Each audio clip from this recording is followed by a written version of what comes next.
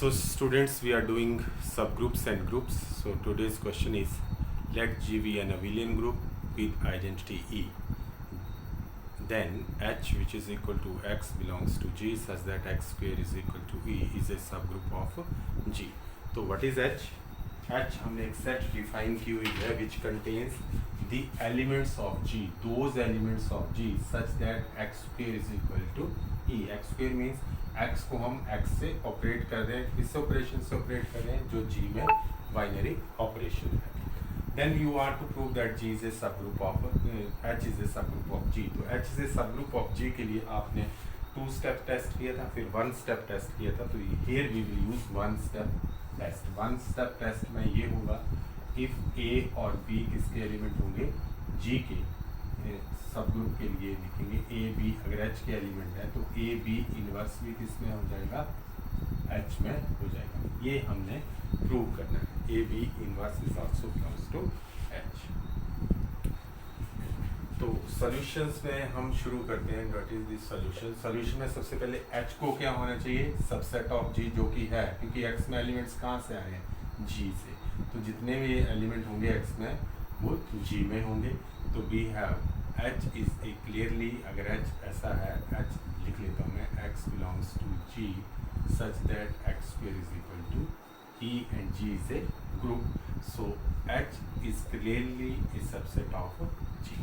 Subset तो G का है, clearly H is a subset of G. अब हमने ये बताना है कि H is non-empty. अब E is identity in G. E belongs to G and अगर E का मैं स्क्वायर करूँ, E को E के साथ मल्टीप्लाई करूँ, तो मल्टीप्लाई ऑपरेट करूँ तो आई विल गेट E. तो E square is equal to E, जो E बन जाता है जिसका स्क्वायर उसको कहाँ होना पड़ता है, H में. तो therefore E belongs to H. यहाँ से X square is equal to E, तो X बिलोंग्स टू H. तो it means E belongs to H. So H is non empty. H हमारा नॉन एम्प्टी आ गया. अब हम A B कोई दो एलिमेंट लेते हैं जो किस में बिलोंग करते हैं, H में.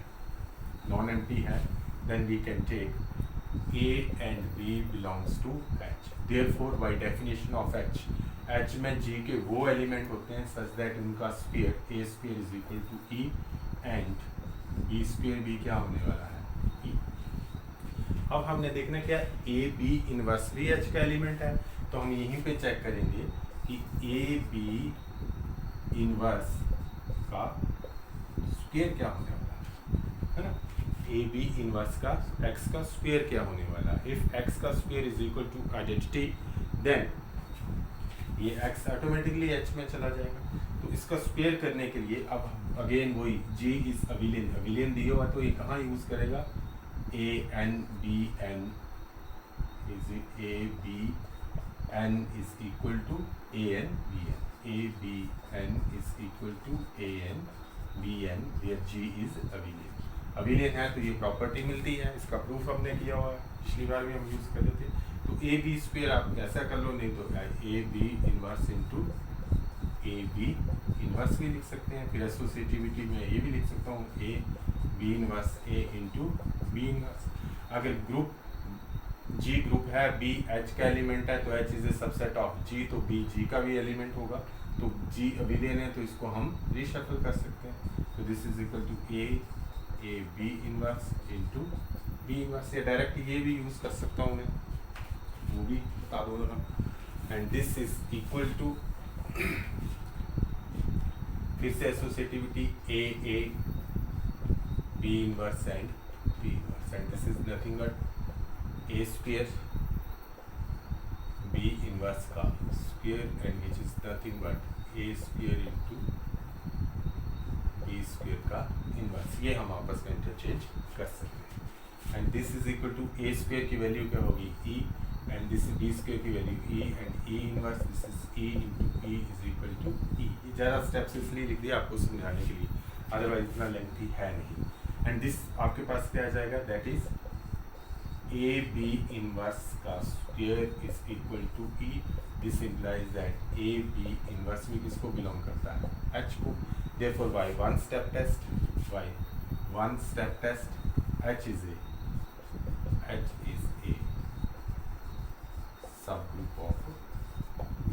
ये तो हमने अबिलियन की प्रॉपर्टी लगाई। अगर तो दिस इज द प्रूफ, इतना प्रूफ है। बस मैं एक बार आपको इतना बता देता हूँ कि बीच में अगर आपने ये लिखना हो ए बी इनवर्स का स्क्वायर, तो आप इसको डायरेक्टली लिख सकते हैं, this is A square B inverse का square. A B N is equal to A N B N if G is abelian, आपने ऐसे लिखना because G is abelian, and this is A square and B square का inverse, this is E inverse and this is E into E is equal to E. तो same यहाँ से भी direct भी लिख सकते हैं। डायरेक्ट नहीं लिखना, छोटा क्वेश्चन था तो इसको मल्टीप्लाई करके लिख दिया, तो एक ही बात है। तो इस तरह से आप प्रूव कर सकते हैं बाय यूजिंग कौन सा टेस्ट यूज किया था हमने, वन स्टेप टेस्ट। अब अगेन वन स्टेप टेस्ट से ही हम एक और क्वेश्चन कर देंगे। देखो, if H1 and H2 are two subgroups of G, if H1 and H लिख लेते हैं, if H and K are two subgroups of G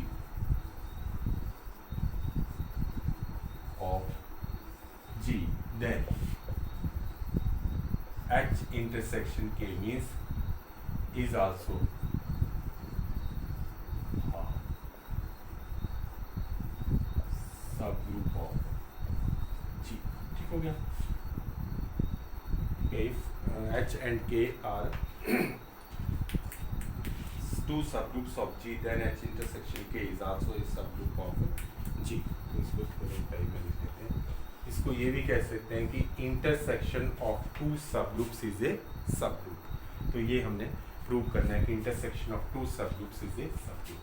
तो प्रूफ में हम लिख लेंगे H and G is a group, given that G is a group and H and K are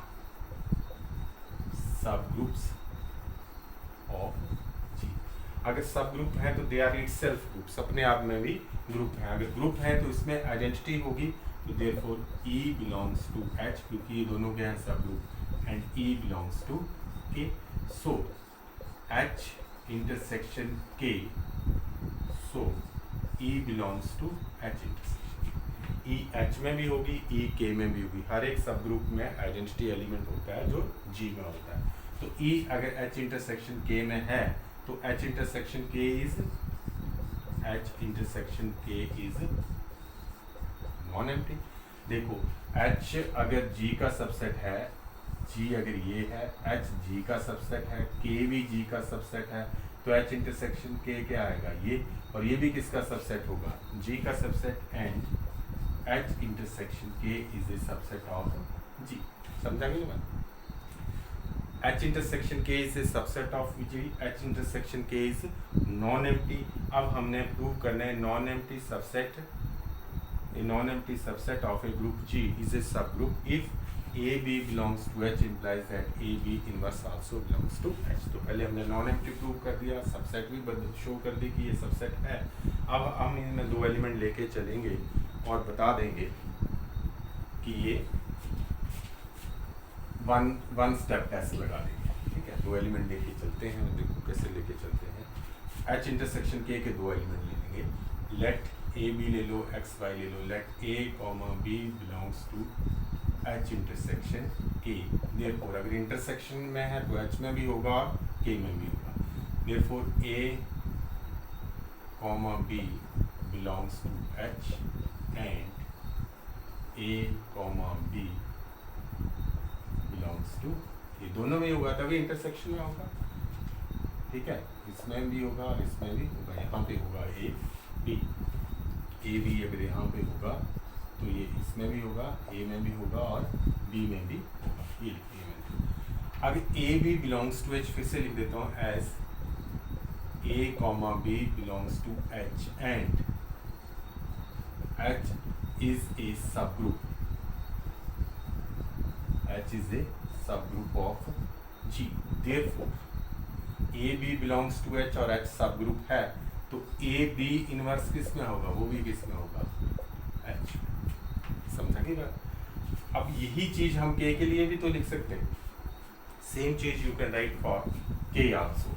आप लिखेंगे if A and B also A, B belongs to K and K क्या है? Subgroup. K is a subgroup. Therefore ये one step test. A B inverse belongs to H. तो देखो हमने prove कर दिया कि A B इनवर्स H में भी है, A B इनवर्स यहाँ पे K में भी है. अगर वो H में भी है और K में भी है तो A B नहीं था, इसके क्या थे? दो सेट्स H एंड K. तो A B इनवर्स H में भी है, A B इनवर्स K में भी है, तो it means A B inverse belongs to H intersection K. दोनों में है. This implies that A B inverse belongs to H intersection K. Ultimately हमने क्या प्रूव कर दिया? हमने दो एलिमेंट लिए, A and B belongs to H intersection K, और हमने क्या प्रूव कर दिया कि A B इनवर्स भी किसमें चला गया? H इंटरसेक्शन K में. तो टू स्टेप टेस्ट में जहाँ पे हम H इंटरसेक्शन, जहाँ पे हम H ले रहे थे, अब उसकी जगह क्या है? ये H इंटरसेक्शन K. तो by one step test A B और A B इनवर्स मेरे पास क्या आ जाता है? H intersection K is a subgroup. This implies यहाँ से A B belongs to H intersection K, hence लिखो, hence A B inverse belongs to H intersection K implies that A B inverse also belongs to H intersection K. Therefore, by one step test, H intersection K is a subgroup of G. H intersection के subgroup G का भी होगा, क्योंकि G इसका थोड़ा सा आप ध्यान से सोचेंगे तो H इंटरसेक्शन के H का सब ग्रुप भी हो जाएगा, और H इंटरसेक्शन के ये जो पोर्शन हमने शेड्यूल किया है ये होगा H इंटरसेक्शन के. G ग्रुप है और H इंटरसेक्शन के इसका नॉन एम्प्टी सबसेट है, तो H इंटरसेक्शन के नॉन एम्प्टी सबसेट है और इस प्रॉपर्टी को फॉलो कर रहा है. देयरफॉर इट इज ए सब ग्रुप. अगर हम सिर्फ G को हटा दें और ऐसे लिखेंगे H का सबसेट बन जाएगा ना, तो इसका भी सब ग्रुप बन जाएगा और K का भी सब ग्रुप बन जाएगा. लेकिन अभी हमें G का सब ग्रुप बनाना था तो हमने बना दिया. तो सिर्फ आपने अब क्या करना है? सिर्फ हमने तो दो ग्रुप लिए थे H एंड K सब ग्रुप, आप तीन लेके भी चल सकते हो, H1 H2 एंड H3. तो जो हमने इन दोनों के लिए कैलकुलेशन की थी वो तीसरे के लिए भी करना. फिर H इंटरसेक्शन दिस वन क्या बन जाएगा? ये भी सब ग्रुप बन जाएगा. तो दो के लिए भी कर दो, तीन के लिए भी कर दो, तो आप कह सकते हैं intersection of I is equal to 1 to n. Finite intersection of subgroups is a subgroup. ठीक है. अगर आपको ये पूछा जाए finite intersection of subgroups is a subgroup, तो आप इस क्वेश्चन को भी कर सकते हो. कैसे करेंगे? पहले H1 और H2 के लिए करना जो हमने किया, K की जगह H2 ले लेंगे, फिर H1 H2 H3 के लिए करना, और फिर हम लिख सकते हैं कि finite intersection of subgroups is a subgroup. अब हमारे दिमाग में ये क्वेश्चन उठता है कि अगर इंटरसेक्शन तो सब ग्रुप्स है, intersection of two subgroups is a subgroup. अब व्हाट अबाउट द यूनियन? क्या यूनियन भी दो सब ग्रुप्स का सब ग्रुप होगा? क्वेश्चन इज दिस कि intersection of two subgroups is a subgroup. Is union of two subgroup a subgroup होगा या नहीं? तो ये सोचना, फिर हम इसके बारे में देखेंगे. Next time will start with this question की आज के लिए लगभग इतना ही काफ़ी है. अगर दो ग्रुप्स हैं, सब ग्रुप्स हैं, तो हम इनका ले सकते हैं. इंटरसेक्शन वो हो जाएगा, ग्रुप हो जाएगा, और इनका यूनियन अब हम देखेंगे. तो that's all for today. Have a good day.